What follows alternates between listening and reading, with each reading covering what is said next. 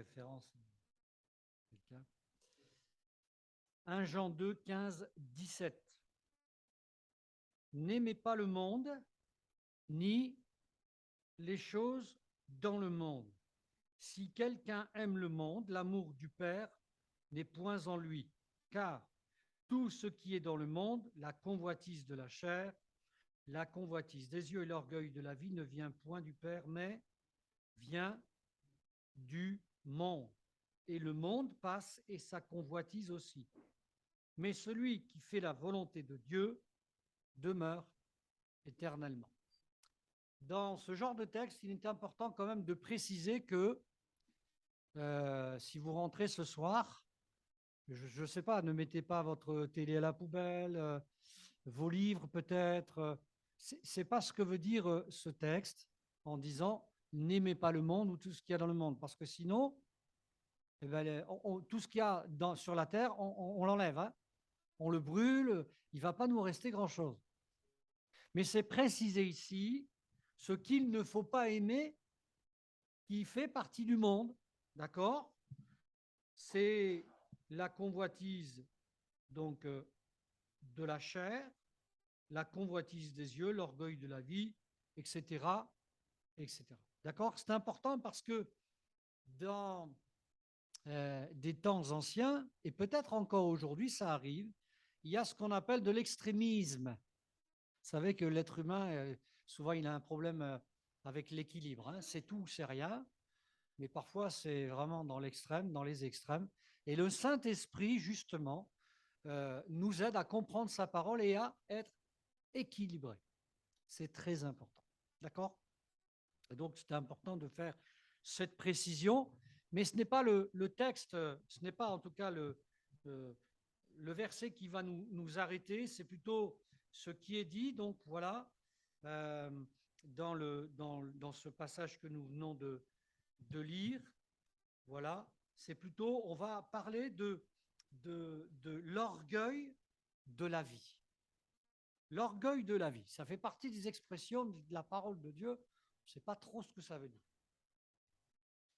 Et je voudrais, dans un premier temps, vous parler de l'orgueil et ensuite de la vie, regardant à Jésus, avec quelques conseils vraiment très simples qui vont nous aider à comprendre ce que veut dire ce texte, eh bien lorsqu'il parle de l'orgueil de la vie.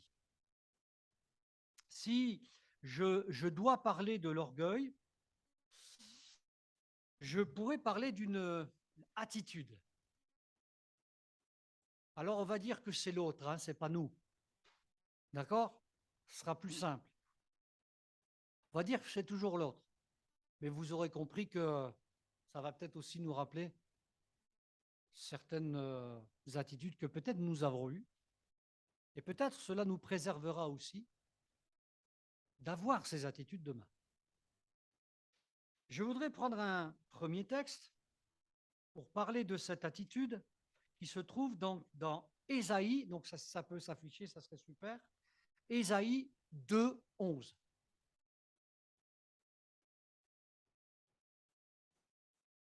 L'homme au regard hautain sera abaissé et l'orgueilleux sera humilié. L'Éternel sera élevé ce jour-là. Je ne vais pas donc plus loin. Si on devait parler d'une attitude sans parole de quelqu'un qui est orgueilleux, on pourrait tous le mimer. C'est quoi un regard hautain? Essayez de le faire un peu pour voir. On va voir si vous êtes bon. Oh, je suis pas ça. Quelqu'un ose le faire ou pas? J'essaye?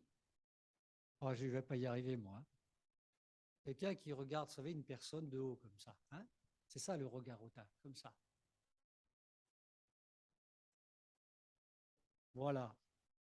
Voilà, après, je ne vois plus rien. Donc. Vous avez déjà subi un regard hautain? C'est terrible. C'est humiliant. C'est humiliant. Mais il ne faut pas faire pareil. Justement. C'est humiliant, c'est déstabilisant. C'est humiliant. Et que Dieu nous garde de mépriser quelqu'un de cette manière. Ce qu'on va partager ce soir, pardonnez-moi, mais ça va aussi nous parler à nous chrétiens. Dans toutes nos relations, ne soyons pas comme l'orgueilleux. Ne suivons pas l'attitude de l'orgueilleux. L'orgueilleux a une attitude. Il peut avoir pour habitude d'être comme ça. Si vous avez connu quelqu'un comme ça, il n'est pas très agréable finalement à vivre. Je voudrais que nous puissions maintenant parler de comment peut parler l'orgueilleux. Le psaume 53, verset 1, nous dit ceci. On va le lire ensemble. Il va s'afficher. Psaume 53, verset 1.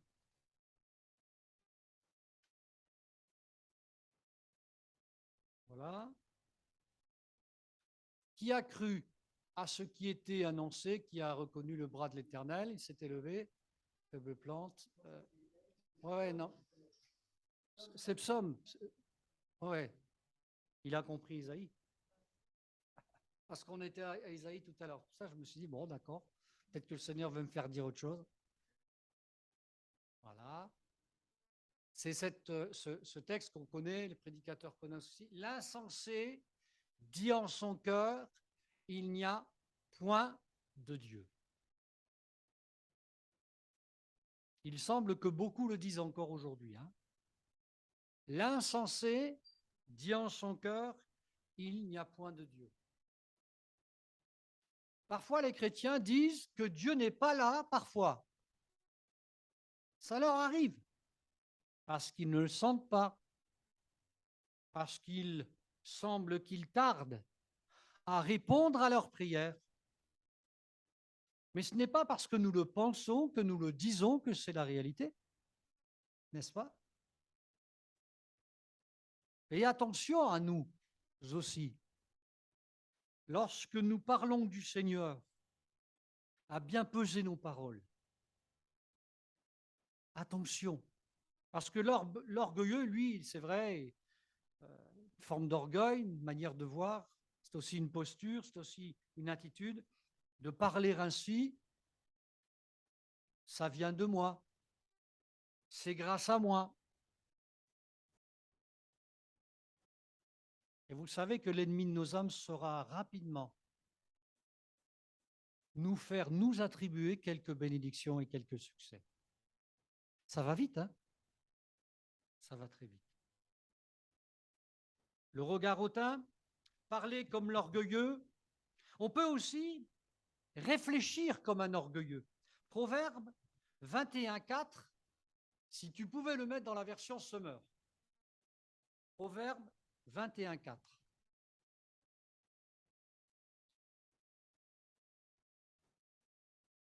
Le regard hautain, le cœur orgueilleux, toute la vie des méchants n'est que péché. Va un peu plus loin, je ne sais plus, ouais. Ouais, le cœur orgueilleux, voilà, c'est ça que je voulais dire. Merci. Voilà, les projets de l'homme actif, etc. Voilà. C'est sur ce verset, sur quoi je veux m'arrêter, sur le cœur, qui est là où se passe, où siègent nos pensées, où ça mouline, comme on dit, ça travaille.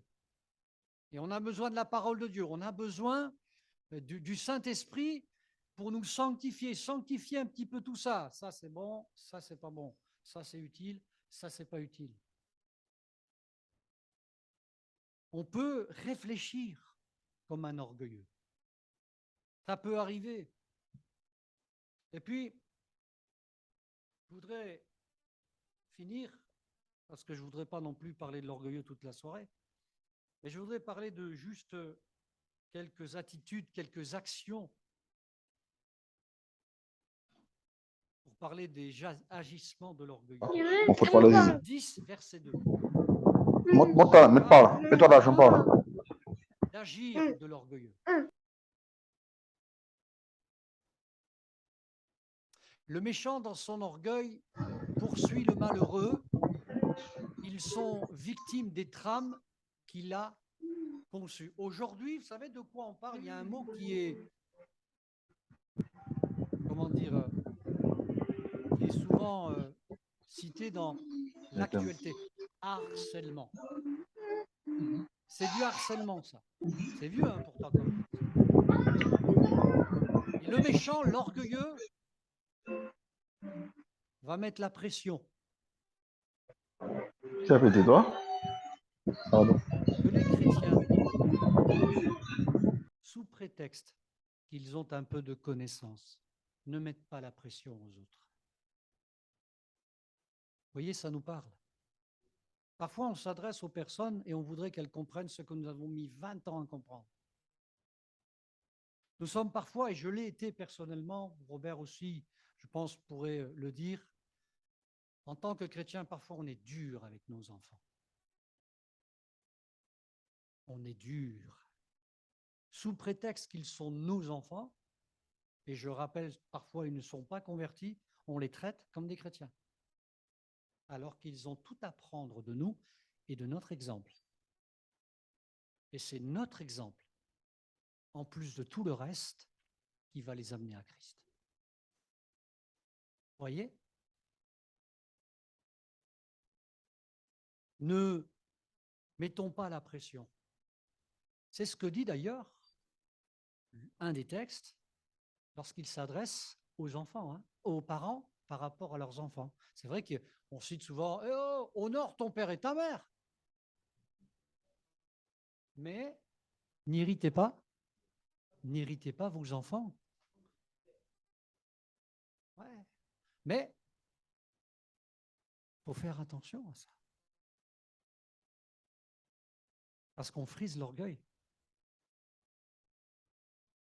Simplement citer, pour terminer avec l'orgueilleux, parce que j'aimerais bien qu'on l'enterre, Proverbe 13.10. Proverbe 13.10.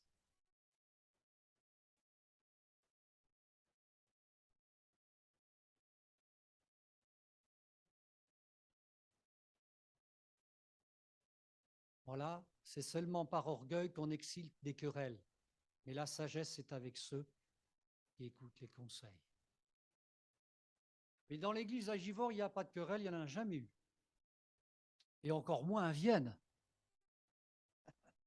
Dans vos familles, il n'y a pas de querelle. Si je reste là-dessus, c'est un mensonge. Et il est important de se souvenir que nous sommes appelés à être et à rester, éventuellement à le devenir, des artisans de paix. Et non pas des fabricants de querelles. Je crois que c'est très important ça aussi, parce que c'est clair, c'est de l'orgueil. C'est l'orgueil qui fait naître des querelles. D'où viennent les luttes, d'où viennent les combats, nous dira un texte. Il y a des querelles. Parfois, on veut avoir le dernier mot. Et permettez-moi, s'il vous plaît, de plutôt vous parler de l'humilité. Si nous décidons de choisir la vie, de conserver cette vie que Dieu nous a donnée nouvellement par la nouvelle naissance, eh bien, il y a des fruits. On aurait pu faire le lien avec la prédication de notre frère Christian qui nous parlait de la vie de l'esprit au sens large du terme. Et je crois que l'humilité est un fruit. Il faut non seulement être humble, mais le rester. Ça nous parle de continuité, ça nous parle de persévérance, parce qu'il y a des situations qui vont nous tenter. Le frère en parlait rapidement. Parfois, dans la vie, on nous provoque, on nous regarde, on nous insulte parfois. Tout cela pour que nous puissions avoir la mauvaise réaction. Mais la sanctification voudrait faire que nous ayons la bonne réaction. Et la bonne réaction, c'est d'être humble. De regarder celui qui est en face de nous, comme nous le conseille la parole de Dieu, comme au-dessus de nous. Et si vous me dites que c'est facile, je ne vous croirai pas. C'est un apprentissage qu'il faut faire et refaire tout au long de notre vie. Jésus dira, je suis doux et humble de cœur. Amen. Matthieu 11, 29. Je suis doux. Il ne dit pas je serai. Je suis doux. Il ne le dit pas parce qu'il veut épater la galerie, à être orgueilleux, mais il le dit parce qu'il a décidé de le vivre. Il était, quand il a dit cela, sur terre. Tenté, nous dit la parole, tenté chaque jour en toute chose, ayant la même pression, si ce n'est plus, des autorités religieuses, des autorités spirituelles qu'il ne voyait pas, mais qu'il sentait bien. La pression des besoins de toute cette foule. Et il dira, je suis doux et humble de cœur.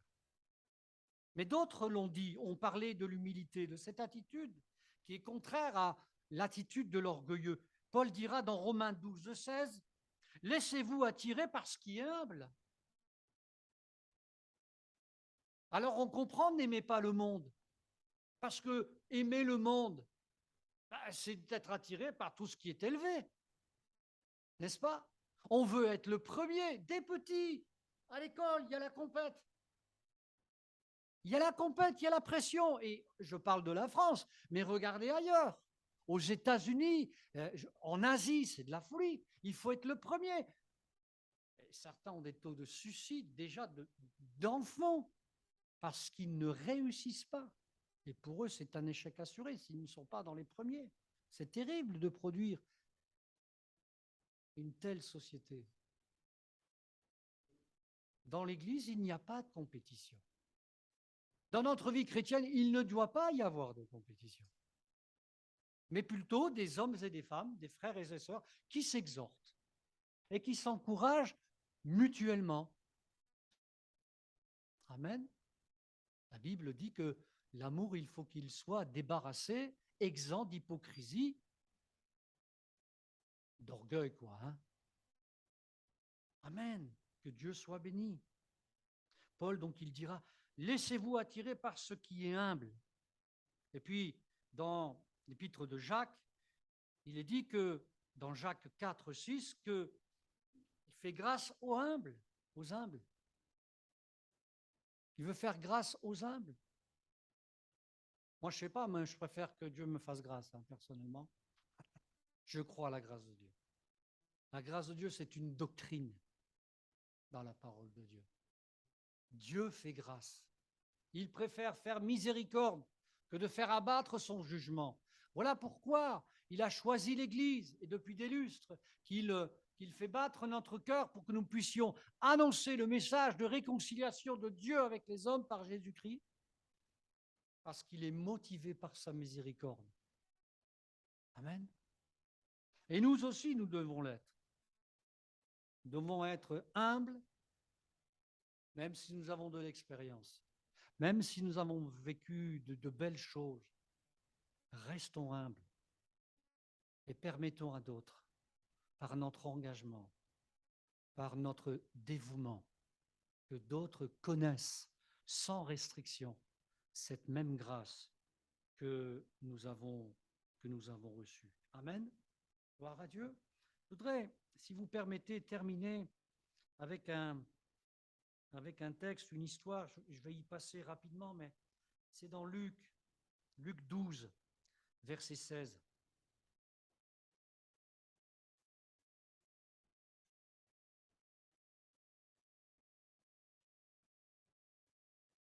Luc 12, à partir du verset 16, qui nous dit ceci.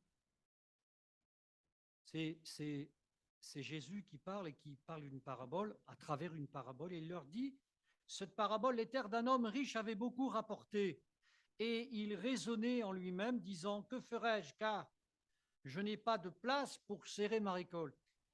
Voici, dit-il, ce que je ferai, j'abattrai mes greniers, j'en bâtirai de plus grands, j'y amasserai toute ma récolte et tous mes biens, et je dirai à mon âme, tu as beaucoup de biens en réserve pour plusieurs années.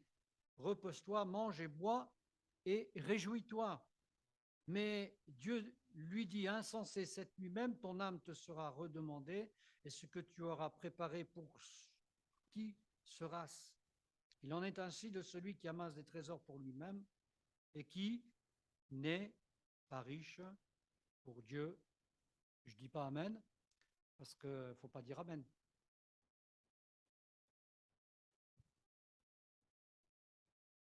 Alors là, il est question, à travers cette parabole, d'un homme qu'on pourrait dire, d'un homme qui ne connaît pas Dieu, mais encore.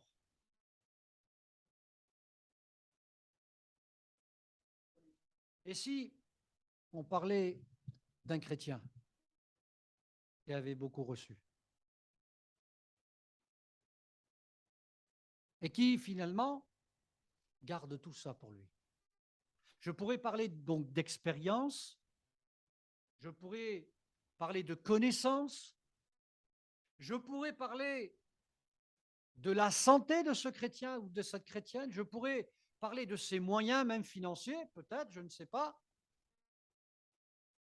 Vous voyez la liste de tout ce qui nous appartient, de tout ce que nous sommes, de ce que nous avons accompli, etc., que nous pouvons mettre dans la panière de l'offrande. Et là, on n'est plus dans la dîme. On met tout. OK? Et c'est intéressant. Parce que spirituellement même, on peut accumuler. Mais ça reste dans le grenier. Et choisir entre l'orgueil et la vie, c'est aussi bon pour les chrétiens. C'est aussi bon pour les chrétiens. Comment cela se fait-il qu'on a beaucoup de mal parfois à trouver? Je pensais à la sœur qui a été en colo. Et de plus en plus, on a du mal à trouver des gens. De plus en plus, il faut qu'on fasse des appels incessants pour mettre un coup de pinceau, pour mettre... Enfin, je ne veux pas culpabiliser ce soir, c'est pas ça, mais je me pose des questions personnellement. Au lieu d'avoir l'embarras du choix, on n'a que l'embarras.